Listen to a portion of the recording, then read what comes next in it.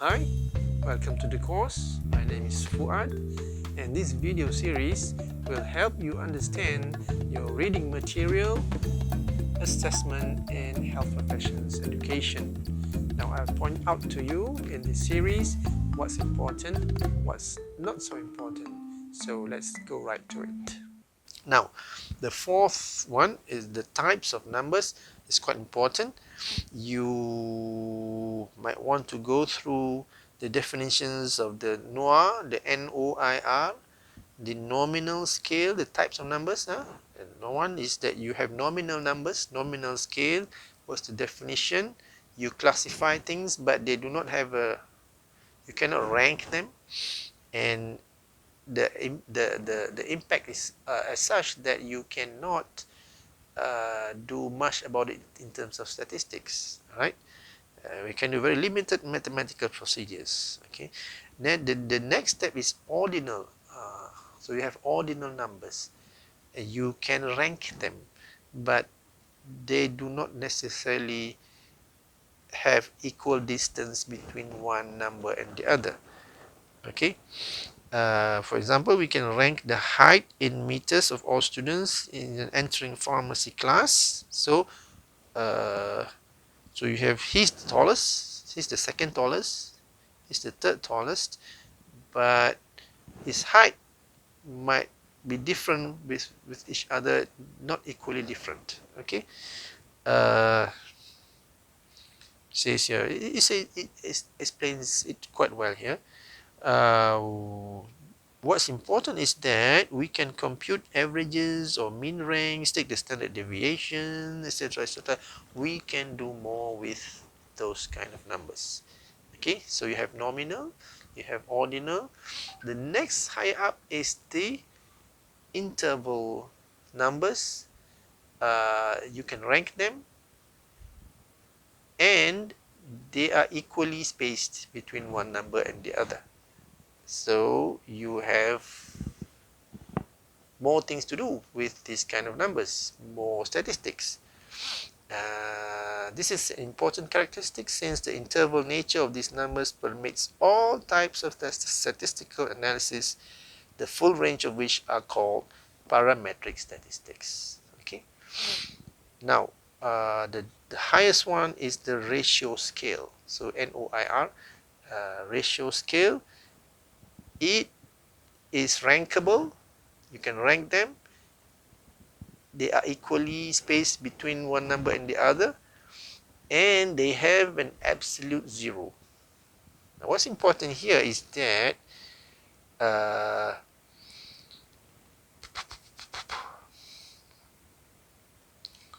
it says here, this is not possible in educational measurement, obviously, since even the least capable student will have some minimal knowledge. So true ratio scales are often found in the physical sciences, but not in the social sciences. So what we have to realize is that when we, in the health assessment, health sciences assessment, we are talking about ratio scale. We are not talking about, of course, nominal or ordinal. We talk about ratio scale, and we are not talking about not talking about ratio scale, because it's related to the sampling just now. When we say we are only able to sample knowledge, if someone gets a 0 mark in an MCQ exam, for example, can you say that he has zero knowledge about that subject? No, we cannot, because we are just sampling. He might have some knowledge, but by using the questions that we put in the exam, he was not able to answer them. So perhaps our sampling is not able to get out what he knows, because we are just making inferences, because knowledge is something abstract, it's not concrete. Okay, so we are dealing with NOI. We are talking about interval scale. So the last paragraph says, the main point of this discussion of number types is that most of the assessment data we obtain in health professions education are considered or assumed to be interval data. Okay, so that we can perform nearly all types of statistical analysis on the results. Okay. Or at the end, right at the end, all psychometric models of data used in the assessment, such as various methods used to estimate the reproducibility or reliability of scores or ratings, are derived with the underlying assumption that the data are interval in nature. Okay. Now, the following concept, fidelity to the criterion, it means uh, the more authentic the measurement is, the higher is the fidelity to the criterion. You can read, and it says, but it says here the concept of fidelity is important only as a superficial trait or characteristics of assessments. Okay, so don't worry too much about fidelity to the criterion. The next one is quite important: formative and summative assessment. What is difference between the two? What's definition of formative? Formative is forming the candidate. It helps to form them. It helps them to learn. And a classical formative assessment is to provide useful feedback on learner strengths and weaknesses with respect to the learning objectives. Okay, and classically it takes place during the course of study. Okay, so that they have the opportunity to understand what content they have already mastered, what content needs more study, etc., etc. Okay, examples like weekly quizzes and things like that is very related to feedback, which is very absent in our in most places of study. And in contrast, we have summative assessment, which sums up the achievement in the course of study and typically takes place at the end or near the end of formal course of study. And it emphasizes the final measurement of achievement and usually counts heavily in the grading scheme. You might have feedback, but it's not the primary purpose. Okay, the primary purpose of the summative assessment is to measure what learners have achieved during the course of instruction. Okay, the ultimate example of a summative assessment is a test given at the conclusion of long complex courses of study, such as licensure tests and things like that. Okay, and after that we have another set of important concepts: norm and criterion reference. Now you need to know this. And norm reference are interpreted relative to some well-defined normative groups.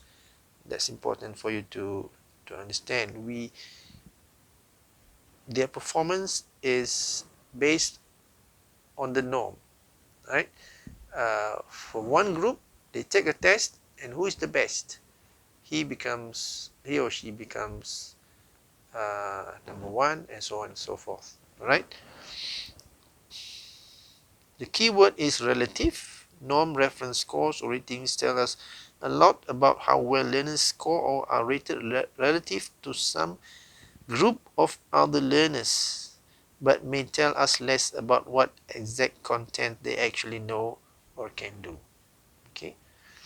Criterion reference scores or ratings, on the other hand, tell us how much or of some specific content learners actually know or can do. Okay, so criterion, they are rated relative to a criteria. For example, if you can get more than 50, you will pass. If you can answer 70% of the questions, you will pass. If you're able to perform X and Y and Z, you will pass. That's criterion reference. And for most of uh, assessments in health professions education, we are talking about criterion reference. However, things like when you want to get the best students or when you want to select the best students, you will use norm reference assessments. What's important is that at the final paragraph it says that a final note on this important topic, any assessment score or rating can be interpreted. So it's not in the, you have a specific method for criterion reference and you have another method of assessment for uh, norm reference. It can be one exam can be interpreted using norm reference concept or criterion reference concept. You must be aware of that, and we will come across these terms later in our classes, so get familiar with it. Okay. Number 8 is high stakes and low stakes assessment. It depends on the, it refers to the consequences of assessment. What happens if from that assessment the consequences is that he can be a doctor or not a doctor, uh, uh, gaining or losing a professional job, okay, and things like that. That's high stakes. High stakes testing require a much higher burden in that every facet of such tests must be of extremely high quality with solid research-based evidence to support validity of interpretations. So that's the importance of knowing whether this is high stakes or low stakes. If it is high stakes, then you must spend more effort to make sure your exam is valid. The assessment must have more rigor, looking at the validity and reliability. Okay, whereas lower stakes you allowed to be more pay less attention. Okay, and says and lastly, large scale and local or large scale or small scale assessments. What is the importance here of knowing this? Because where we are concerned, we are talking about small or medium scale assessments where the questions, the assessment are produced locally by our local experts. If, for example, the assessment is nationwide, or like what is happening in the States where they are having this the MCAT, the medical college admissions and things like that, which the exams are run by professional examination bodies and things like that. That's a large scale and largely out of the scope of our course. So that is our first class, which introduces to you definition of assessment, and we talked a bit about the what of assessment. What are we assessing? We talked about Miller's pyramid, we talked about Bloom's taxonomy, and I mentioned some other local Malaysian definitions of the what of assessment, including the MQF document version 2, and we talked about some concepts that are important. So this introduction will form the foundation of where you will see these concepts again and again in the future classes.